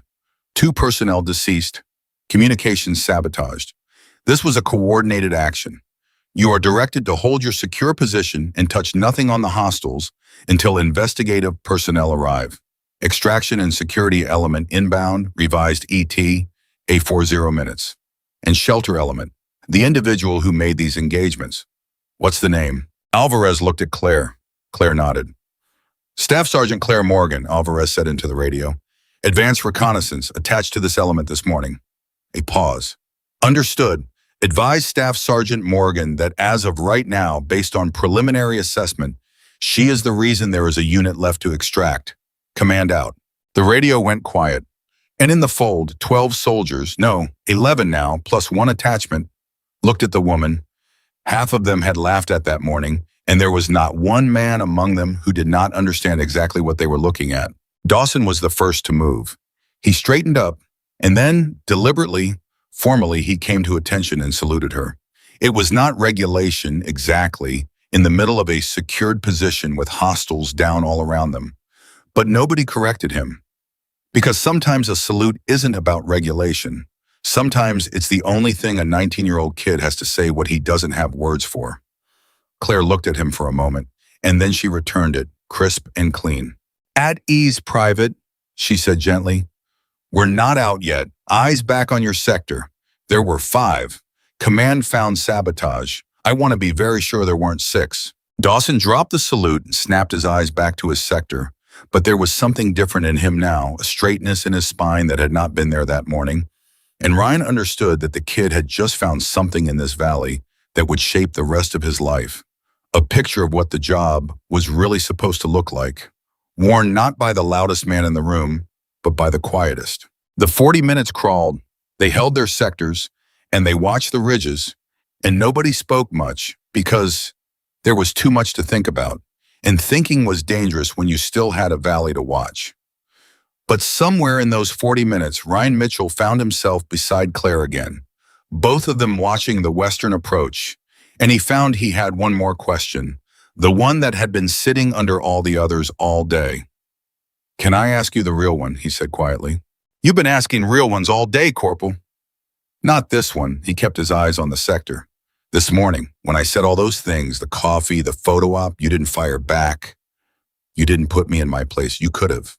God knows you had the standing to after, but even before you'd proven anything, you just took it, absorbed it. Why? How does a person just take that and not need to hit back? Claire was quiet for a long moment. Because hitting back is expensive, she said finally. It costs you focus. It costs you the thing you actually came to do. That morning, I had two men bleeding on cots and a killer on a ridge, and I had a choice. I could spend my energy proving to you that I belonged, winning the argument, making you respect me, or I could spend it on the wind. She glanced at him. I've only got so much, Corporal. Everybody does. And I decided a long time ago I wasn't going to spend mine on people who'd already decided who I was. Not because it doesn't hurt.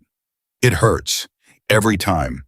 I just decided the win was more important than my pride and Miller was more important than my pride. And the truth is, so were you, even when you were being a jackass, because you were a soldier in my valley, and my job was to get you out of it, whether you respected me or not. Ryan Mitchell had to look away again. You'd have made that shot for me, he said, even if I'd never stopped, even if I doubted you right up to the end. I'd have made that shot for you if you'd spat in my face on the way out the door, Claire said simply. That's the job. You don't save the people who respect you. You save the people who are there. The respect is nice. It's not the point.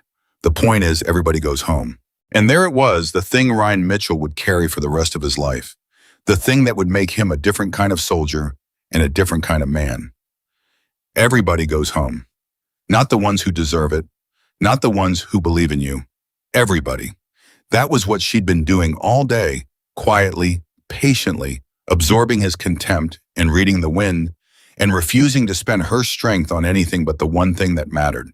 He had spent 16 years thinking strength was the ability to dominate a room.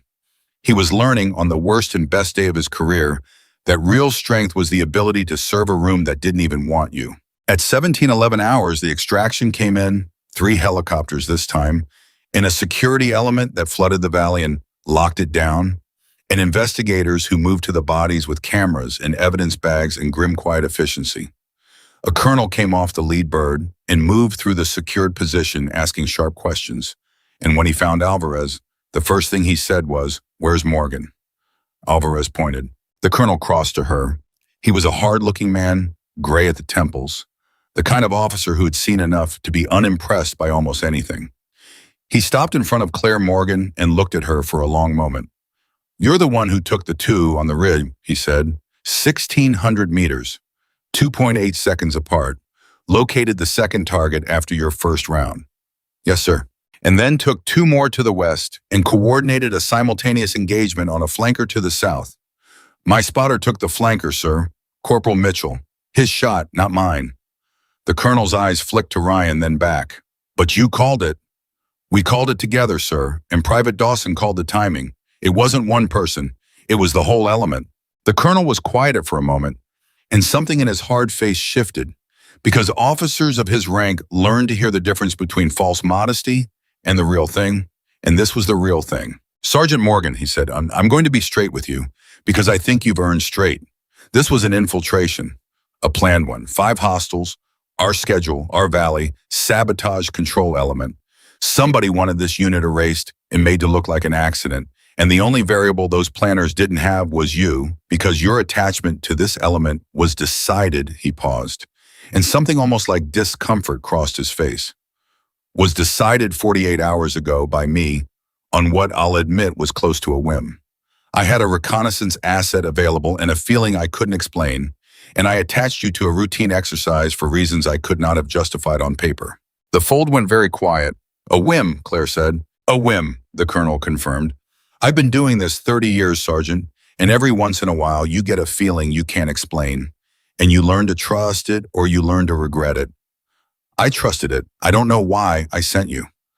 I just knew that unit was going into that valley, and I wanted my best long gun attached, and something told me not to leave it to chance." He looked at her. "I sent you as insurance I didn't think I'd need, and it turns out you were the only thing standing between this entire unit and a mass grave. So," he straightened, "so whatever you were told about why you were coming, whatever anybody in that shelter said to you about being a decoration or a token or a photo op. So yeah."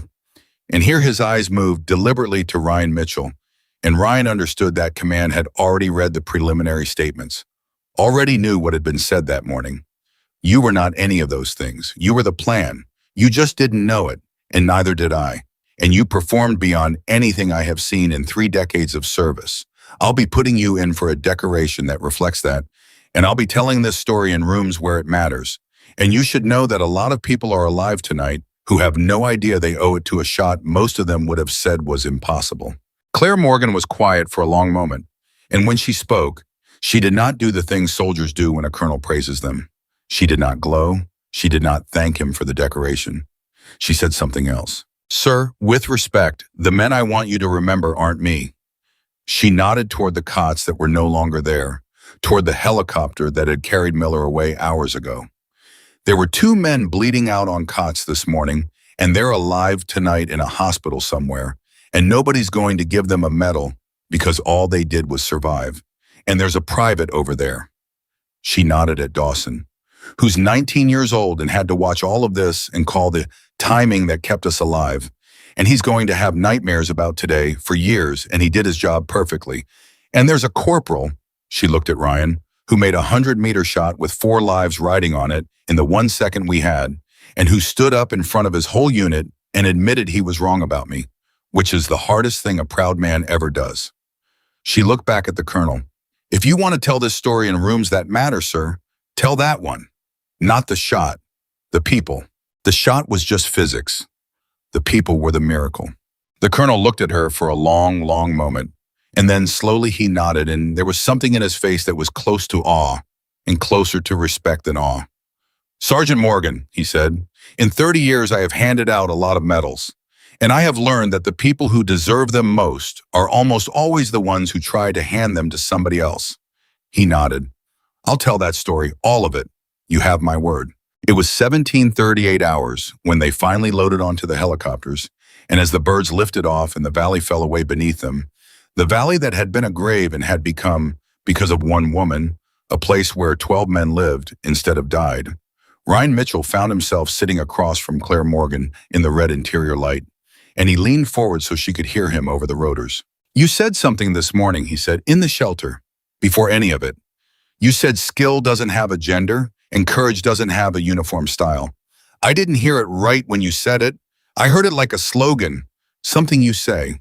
He paused. I hear it different now. How do you hear it now? Claire said. I hear it as a fact, Ryan said. Like the wind, like the drop of a bullet over 1,600 meters. Just a true thing about the world that I was too stupid to see this morning and can't unsee now. He shook his head. I've got a daughter, Morgan. She's 7. She wants to be a soldier, and every time she says it, some part of me flinches because I know what rooms like that shelter are like. I know how men like me talk, and I always figured I'd steer her towards something easier, something where nobody'd tell her to go make coffee. He looked at her. I'm not going to say that anymore. If she wants this, I'm going to tell her about a valley in Colorado and a woman who let a whole room laugh at her because saving them mattered more than her pride. And I'm going to tell her that's what strong looks like, not loud. That. Claire Morgan looked at him across the red-lit space, and for the first time all day, all the way through the impossible shots and the bait and the grief and the exhaustion, her eyes went bright just for a second before she blinked it back. Tell her one more thing, she said quietly. Anything. Tell her the doubt is going to come, no matter how good she gets. It never fully goes away. There's always going to be a room that laughs, and the trick isn't to make the laughing stop. The trick is to stop needing it to stop. She held his eyes. You do the work. You read the wind, you make the shot, and you let the room figure out on its own who you are, in its own time if it ever does. Because you're not there for the room's approval, Corporal. You're there so everybody goes home. Teach her that, and she'll be all right. Teach her that, and she'll be better than all right. She'll be the one nobody plans for. And Ryan Mitchell nodded and did not trust himself to say anything else. And the 3 helicopters flew on through the gray Colorado sky, carrying 12 living soldiers and 5 body bags, and one story that would be told, exactly as she asked, in rooms that mattered for years to come, out of the mountains where a woman most of them had laughed at had quietly, patiently, at 1,600 meters and at 100 and at every distance in between, refused to let a single one of them die. The story did not end when the helicopters landed. In some ways, that was where the harder part began. 3 months later, at a base in the Colorado foothills, Staff Sergeant Claire Morgan sat in a plain briefing room across from four investigators, and for the fourth time in as many weeks, she walked them through every second of that day. The infiltration had cracked open into something enormous. 5 dead shooters had turned out to be the visible edge of something that reached into places nobody wanted to talk about. A leaked schedule, a sabotaged control element, a plan to erase a unit and call it an accident. And Claire, the one variable nobody had planned for, had become the single most important witness to all of it. "Walk us through the moment you realized they were real," one of the investigators said. "Not role players, real." "I didn't realize it," Claire said. "I suspected it hours before command confirmed it. Role players don't shoot to wound and then hunt the wounded. That's not training behavior. That's killing behavior. Somewhere around the 3rd hour, part of me knew. I just didn't have the authority to declare it, and I didn't have anything better to do about it than exactly what I was already doing, which was trying to clear that ridge." "And you didn't tell your element?" "No." "Why not?"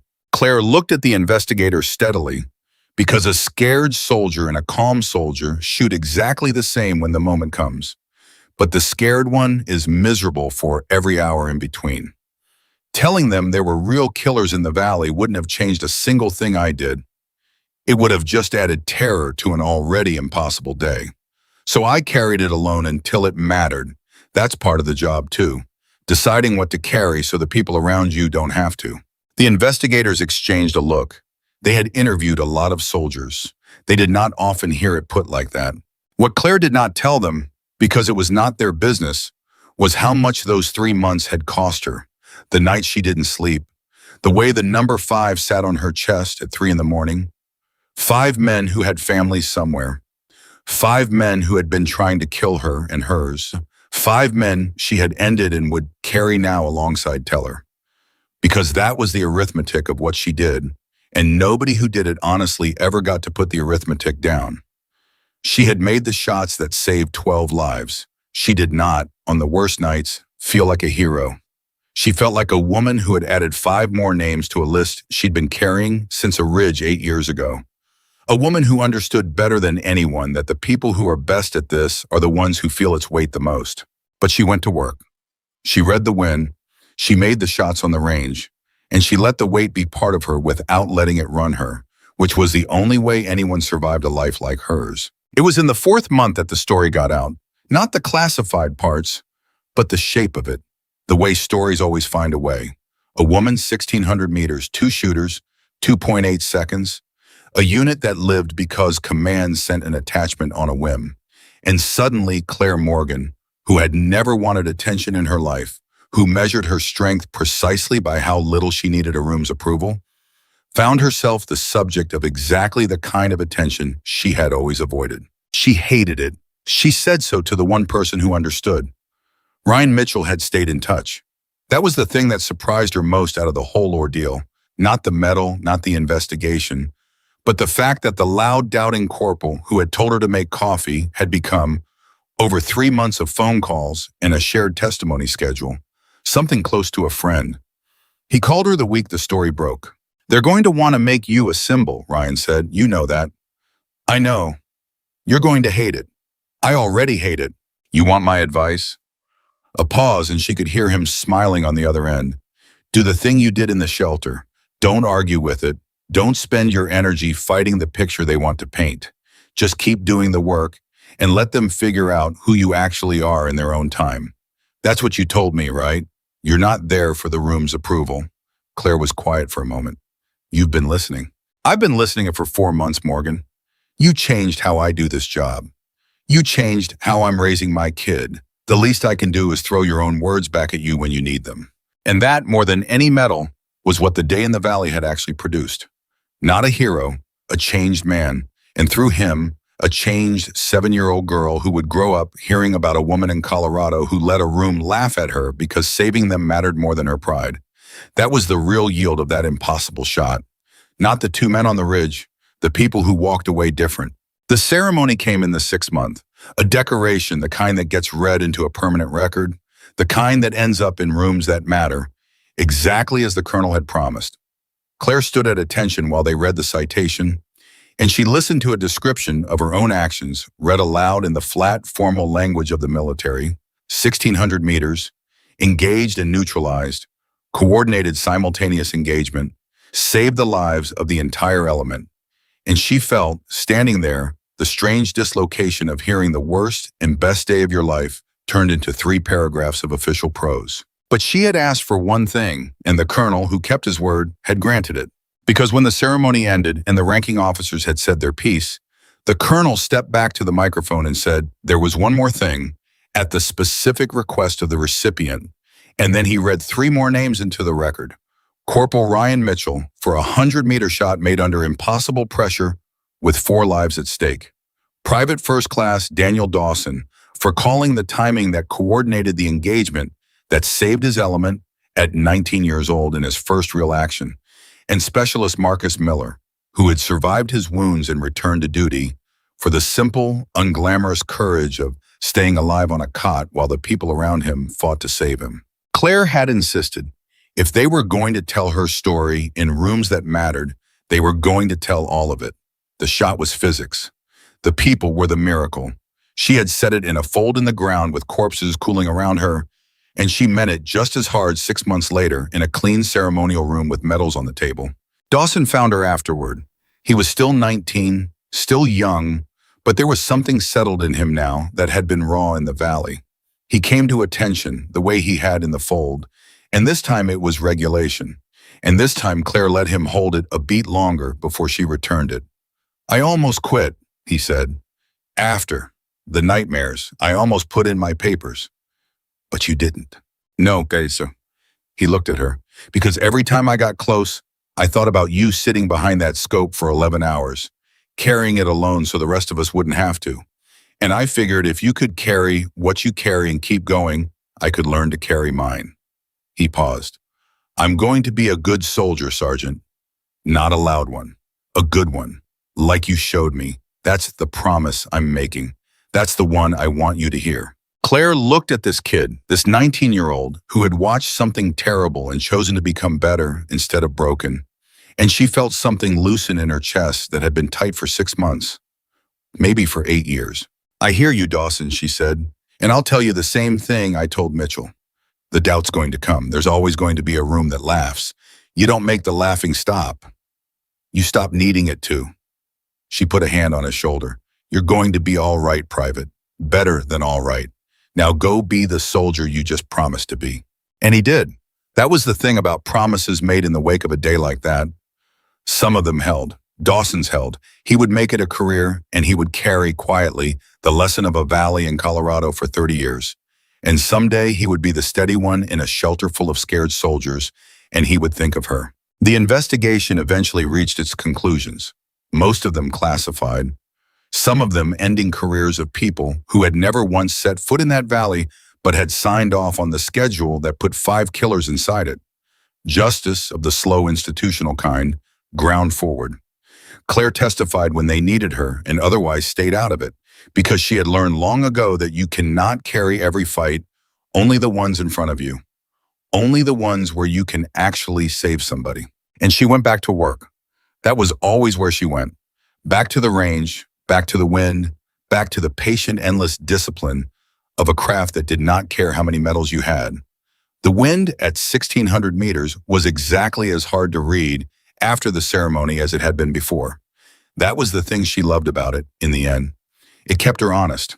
A rifle does not know your reputation. A crosswind does not care about your citation. Every shot is the first shot. Every day, you earn it again. Ryan asked her about that once, near the end of that year, over a beer they'd finally gotten around to, the one she'd promised him in the shelter if they both made it off the mountain. They had both made it off the mountain, so they drank the beer. Does it ever stop, he asked, the having to prove it? You made the most impossible shot I've ever seen. You've got the citation. Everybody in the reconnaissance community knows your name now. Does it ever stop? The doubt, the having to earn it again every time you walk into a room? Claire turned her glass slowly on the table. No, she said, and I stopped wanting it to a long time ago. Ryan waited. When I was young before Teller, I thought the goal was to get so good that nobody could ever doubt you again, Claire said. I thought there was a finish line, A point where you'd proven it so completely that the laughing would stop forever and you could finally rest. She looked up at him. There isn't. There's no finish line. There's always another room, another ridge, another kid who looks at you and sees the newest thing instead of the most capable thing. If I'd tied my piece to making the doubt stop, I'd have spent my whole life miserable, because it never stops. So what do you tie it to? The work, Claire said simply. The wind, the shot, the people who go home. I tie it to the only things that are actually mine, the things no room can give me and no room can take away. Whether they clap or whether they laugh, the wind is still the wind, and Miller still went home, and that's still true at 3 a.m. when nobody's watching. She took a drink. You want to know the secret, Corporal? The strongest person in the room isn't the one who's beaten the doubt. It's the one who stopped needing to. Who does the work, whether you believe in her or not? Who saves your life, whether you respect her or not? Who lets you laugh and reads the wind anyway, and gets you home anyway, and never once needs you to say she was right? Ryan Mitchell sat with that for a long time. You did that, he finally said. In the valley. Every bit of that. I try to do it every day, Claire said. Some days better than others. That's all any of us can do. The story became, in time, exactly what Claire had never wanted and exactly what the world needed. It got told in training rooms, the way the colonel had promised.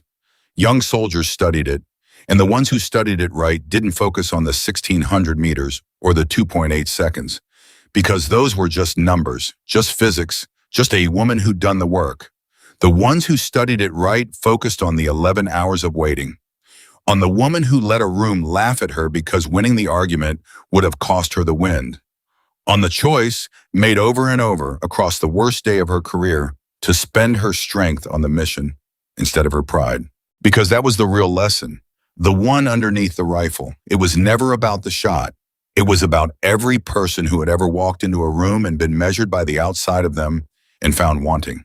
Every person who had ever been told, in words or in looks, that they didn't belong, that they were a decoration, that they should go make coffee. Every person who had ever had to decide whether to spend their life arguing with that room or whether to simply, quietly do the work until the work spoke for itself. Claire Morgan's answer had never been an argument. From the first minute in that shelter to the last name read into the record, her answer had been the same. She did not argue. She did not need them to believe her. She opened her rifle case, and she read the wind, and she waited for the window, and when it came, she made the shot that no one thought was possible, not to prove them wrong, but because 2 men needed to go home, and she was the one who could get them there. And in the end, the men who had laughed became the men who told her story. Ryan Mitchell told it to his daughter, who grew up and put on the uniform and walked into rooms of her own, carrying a lesson from a valley she'd never seen. Dawson told it for 30 years, to scared soldiers in shelters of their own. The colonel told it in rooms that mattered. And somewhere in all that telling, a truth got passed down that was bigger than one woman and one shot on one frozen ridge in Colorado. Skill does not have a gender. Courage does not have a uniform style. And excellence does not need anyone's permission to exist. They laughed at her shot range. And then, at 1,600 meters in 2.8 seconds, with everything she had, Staff Sergeant Claire Morgan taught an entire battlefield the one thing it would never forget. The person you underestimate is the person nobody plans for. And the person nobody plans for is the person who saves them all. She never asked them to believe in her. She just brought every last one of them home. The bonus story, an epilogue set 2 years after the Valley. 2 years is a long time in the Army. People rotate, units reshape. The men who were in that Colorado shelter scattered across the world the way soldiers always do. And the day that had bound them together became, for most of them, a thing they carried privately. A story they didn't tell at parties because nobody would believe it and because the parts that mattered most couldn't be explained to anyone who hadn't been there. But some threads don't break. And on a warm spring afternoon at Fort Carson, 3 of those threads came back together in a way none of them had planned. Claire Morgan was 31 now. She had made Sergeant First Class. There were more lines around her blue-gray eyes than there had been in that valley, and a little more gray threaded into the dirty blonde hair when she let it down, which was rarely. She was an instructor these days, teaching advanced marksmanship to soldiers who were mostly younger than the war stories they'd grown up on. She was good at it. She had discovered, somewhat to her own surprise, that the same patience that let her wait 11 hours for a window also let her wait out a struggling student, let her explain the same principle 6 different ways until the 7th one finally landed. The quietest teacher on the range, and somehow the one everyone wanted. She did not tell her students about the valley. She taught the wind, the drop, the discipline, the endless, unglamorous work. She let the physics speak for itself, the same way she'd always let everything speak for itself. But every now and then, when a young soldier got frustrated, when they wanted to rush the shot, when they said the words she'd heard 100 times, "That's impossible, nobody could make that," she would get very quiet, and she would say, "Impossible is just a word people use for work they haven't done yet. Do the work, then tell me what's impossible." They didn't know why the line landed so hard. She never explained. But it landed. It was on one of those spring afternoons between relays on the range that a familiar broad-shouldered figure came walking across the grass toward her, and Claire Morgan felt something in her chest she almost never felt, which was the simple, uncomplicated warmth of seeing an old friend. Ryan Mitchell had made Sergeant First Class too. He was 36 now, a little grayer at the temples, the heavy build gone slightly softer, but the strong jaw and the steady brown eyes exactly the same. He'd put in for a training billet at Carson specifically, though he'd never quite admitted why, and Claire had a suspicion the why had a lot to do with the fact that she taught here. "They told me the best long gun instructor on this post was some legend nobody could get a straight story out of," he said, stopping in front of her, grinning. "Figured I'd come see if it was who I thought it was." "Mitchell," she almost smiled. From Claire, an almost smile was a standing ovation. "You look old." "I feel old. You look exactly the same, which is deeply unfair." He looked out over the range at the young soldiers on the line, and something moved across his face. "So this is what you do now? You make more of you." "I try. Most of them are better than I was at their age." "That's a lie, and you know it. Nobody's better than you were." He said it easily, a settled fact between old friends, no flattery in it. "How have you been, Claire? Really?" And she told him. Not everything. She never told anyone everything, but more than she told most people, because Ryan Mitchell had earned the place on her left a long time ago, and nothing since had taken it away. She told him about the nights that still came, less often now, but still, when the number 5 sat on her chest at 3 in the morning. She told him about Teller, whose name she still spoke on certain days, out loud, alone, because she'd promised herself long ago she would never let his death be for nothing, and part of keeping that promise was refusing to let him become just a story. She told him the weight hadn't gotten lighter exactly. She'd just gotten stronger and gotten better at carrying it, which she'd decided was the only kind of healing a person in her line of work ever actually got. "You?" she asked. Ryan was quiet for a moment, and then he told her the thing he'd come to tell her, the real reason for the training billet, the real reason he'd walked across that grass. "You remember my daughter," he said. "Emma. She was 7 when we were in the valley. You said she wanted to be a soldier. You said you were going to steer her towards something easier, and then you changed your mind." Ryan's face did something complicated. "You remember that." "I remember everything you said in that valley, Mitchell. Same as I remember the wind. It's the job." He laughed, a little unsteady. "She's 9 now, and she still wants it. Wants it worse than ever, actually. And I did what I said I'd do. I never steered her away. Every time she asked, I told her about Colorado, about a woman who let a whole room laugh at her because saving them mattered more than her pride, about what strong actually looks like. Not loud, quiet." He swallowed. "She's got your story memorized better than I do, Claire. She calls you the Wind Lady. She doesn't know your name. I never told her your name. I don't know why. Maybe because you'd hate being a legend to a 9-year-old. But she knows the shot. She knows the 11 hours. She knows everything except the ending, which I always leave out because she's 9 and the ending's got body bags in it." Claire looked at him. "Why are you telling me this, Ryan?" And Ryan Mitchell, who had spent 16 years learning that real things come out sideways for men like him, looked her dead in the eye and said it straight, the way she taught him. "Because she's here, at the visitor center. My wife brought her out for the day, And I never once told her she'd ever get to meet the Wind Lady, because I never thought it'd happen, and if you say no, I will completely understand, because you didn't sign up to be a hero to a 9-year-old, and I'd never put that on you. He took a breath. But if you said yes, if you'd let her meet you, Claire, I think it would be the single most important thing that ever happened to that kid. And I had to ask. I had to at least ask. For a long moment, Claire Morgan didn't say anything. Here was a thing very few people understood about her. The medals, the citation, the story told in rooms that mattered. All of it had always sat wrong on her, like a coat 2 sizes too big. She had never wanted to be a symbol. She had spent her whole career measuring her strength precisely by how little she needed a room's approval, and being made into a legend was, in a strange way, its own kind of prison, because a legend isn't a person, and Claire had fought her whole life to just be allowed to be a person who did the work. But a 9-year-old girl who wanted to serve, who had grown up hearing about the wind and the waiting and the choice to save a room that laughed at you. That wasn't a room's approval. That was something else. That was the whole reason any of it had ever meant anything. What's her favorite part? Claire asked quietly. Ryan blinked. What?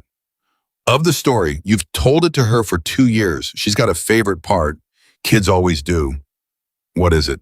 Ryan's throat worked. The 2 hours, when you didn't shoot. She loves that part. She always asked me to tell the part where you waited and everybody thought you were scared, but you weren't. You were just knowing. She says, his voice caught. She says, that's the bravest part, Dad, because everybody was looking and she just waited anyway. And Claire Morgan, who did not cry, who had not cried in that valley through any of it, felt her eyes go hot, because a 9-year-old girl she had never met had understood the exact thing that most decorated colonels never grasped, that the courage was never the shot. The courage was the waiting.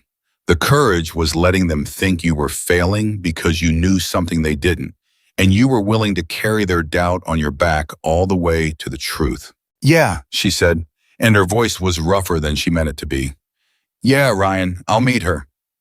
They walked to the visitor center together, and the whole way Ryan talked too much, nervous, the way he'd been nervous in the valley before he'd learned to trust her. And Claire let him, because she understood that a father walking his daughter toward her hero is entitled to be nervous. Emma Mitchell was 9 years old, with her father's steady brown eyes and her mother's lighter hair, and she was sitting on a bench swinging her legs and looking bored the way 9-year-olds look bored. Right up until her father said, Emma, there's someone I want you to meet. And then he said, this is Sergeant First Class Claire Morgan. Emma's legs stopped swinging. You could see her working it out. The name meant nothing at first. And then something shifted behind her eyes, some connection forming, and she looked up at her father, and back at Claire, and back at her father, and her voice came out very small. Dad, is she? Yeah, baby, Ryan said softly. She's the Wind Lady. For a second, Emma Mitchell just stared, and then she stood up off that bench so fast she nearly fell over, and she came to attention. A 9-year-old's version of attention, spine straight, chin up, the pose her father must have taught her, and she held it there, trembling slightly, not knowing what else to do in the presence of the person she'd been dreaming about for 2 years. Claire Morgan looked at this small, serious girl standing at attention on a spring afternoon, and something in her, some knot that had been tied since a ridge 8 years ago, since a valley 2 years ago, since a lifetime of walking into rooms that laughed, came quietly and completely undone. She lowered herself down to one knee so she was level with the girl. And then she did something she almost never did for anyone. She returned the salute, slow, crisp, formal, real, the way you'd salute a soldier. At ease, Emma, she said gently. Emma dropped the salute and just stood there, eyes huge. And then all the questions came out at once, the way they do with kids, tumbling over each other. Did you really wait 2 hours? Were you scared? How far is 1,600 meters? Is it really far? My dad says it's really far. Did the wind really keep changing? How did you know when to shoot? How did you know? Claire laughed, a real one, rare and warm. One at a time, one at a time. She settled back on her heel. Yes, I really waited 2 hours. And yes, I was scared. I'm always a little scared. Anybody who tells you they're not scared is lying or they're not paying attention. Emma's brow furrowed. But Dad says being brave means you're not scared. Your dad's a great soldier, but he's wrong about that one. Claire glanced up at Ryan, who was watching with his hand over his mouth. Emma, listen to me because this is the most important thing I know, and I'm going to give it to you the same way somebody gave it to me a long time ago. Being brave doesn't mean you're not scared. Being brave means you're scared, and you do the work anyway. You read the wind anyway. You wait anyway. Even when everybody's looking at you. Especially when everybody's looking at you and they don't believe you can do it. She held the girl's eyes. Your favorite part of the story, the waiting. Your dad told me. You know why that's the bravest part? Emma shook her head. Because anybody can pull a trigger, Claire said. That's easy. That's 1 second. The hard part, the brave part, is sitting still while a whole room thinks you're failing and trusting what you know over what they think. That's the part nobody claps for. That's the part that isn't in the movies. And you understood it when you were 7 years old, which means you understand something most grown soldiers never figure out. She smiled. You're going to be a good one, Emma, not a loud one, a good one. Emma Mitchell looked like someone had handed her the entire world. That's what she says about me, she whispered, turning to her father. Dad, that's what you said she said about you. Ryan Mitchell couldn't speak. He just nodded, his eyes wet, 36 years old and undone by watching the two most important lessons of his life pass from the woman who taught them to him into the daughter he'd spent 2 years preparing to receive them. They spent the whole afternoon together. Claire took Emma out to the edge of the range at a safe distance and showed her a weather meter, the same kind she'd held for 11 hours in that shelter. She let Emma hold it, watch the little numbers change, feel the wind on her face, and try to guess what the meter would say before she looked. Emma got it wrong the first 4 times and right the 5th, and the pure incandescent joy on her face when she got it right was a thing Claire Morgan would carry for the rest of her life, right there alongside the harder things, a small, bright weight to balance the dark ones. That's it, Claire told us. That's the whole secret. You just felt the wind before the machine told you. That's what took me 20 years. And you did it when you were 9. She crouched down. Keep doing that, Emma, your whole life. Feel the thing before the machine tells you. Know the thing before the room believes it. And never, ever let anybody make you rush the shot. Late in the afternoon, as the light went gold across the range, Emma asked the question Claire had been waiting for, the one Ryan had said he always left out. How does the story end? Dad never tells me the end. Claire and Ryan exchanged a look over the girl's head. And Claire, who had spent her whole life deciding what to carry so the people around her didn't have to, made a decision. The story ends with everybody going home, she said simply. That's the end, Emma. Every single person your dad was with that day, they all went home. That's the only ending that ever mattered to me. Not the shot, not the medal. Everybody went home. She looked at Ryan. And your dad went home. To you, that's the real ending. That's the one worth telling. And that was true. It was the truest thing she could have said. And it was also, gently, the version a 9-year-old should carry. The body bags left out, not because they hadn't happened, but because a child deserved to inherit the light of the story before she had to inherit its weight. Time enough for the weight later. For now, the light. When it was time to go, Emma hugged her, fierce and sudden the way kids do, arms around Claire's neck, and whispered, "Thank you, Wind Lady." And Claire held on a second longer than she meant to. Ryan lingered after Emma ran ahead to her mother. He stood in front of Claire in the gold light, the loud, doubting corporal from a frozen shelter. Now a graying father who'd spent 2 years turning the worst and best day of his life into a gift for his daughter. "I don't know how to thank you," he said. "You already did." Claire looked out at the range, at the young soldiers packing up, at the wind moving invisible across the grass. You raised a kid who understands that the waiting is the brave part. You took what happened in that valley and you made something good out of it. That's the thing, Ryan. That's the only thing. We don't get to choose what happens to us on the ridge. We only get to choose what we make out of it after. She turned to him. You made her. That's what you made. That's worth more than any shot I ever took. Ryan Mitchell nodded, unable to speak, and then he did the thing that had taken him a whole day to learn how to do 2 years ago, and that came easy now. He came to attention, and he saluted her, and this time there was nothing complicated in it. No doubt, no wounded pride, just one soldier honoring another. one friend honoring a friend. Claire returned it. And then Ryan jogs to catch up with his family, and Emma turned and waved one more time, the whole of her small future waving with her, and Claire Morgan stood alone on the edge of the range in the Gold Spring light and watched them go.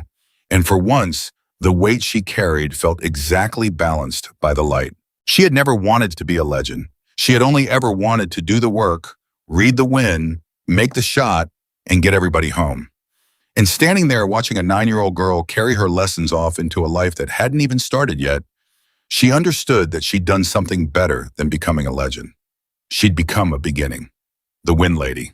The first line of a story that would keep going long after she was gone, in a girl who already knew at 9 years old that the bravest thing in the world is to be still when everyone is watching and to trust what you know over what they believe. So, the wind moved across the range. Claire Morgan felt it on her face and smiled and knew exactly what the meter would say before she ever looked. And somewhere down the road, in a car heading home, a 9-year-old girl was already telling her mother about the wind and the waiting and the bravest part of the story, carrying it forward the way the best things are always carried forward. Not loud, just true, all the way home.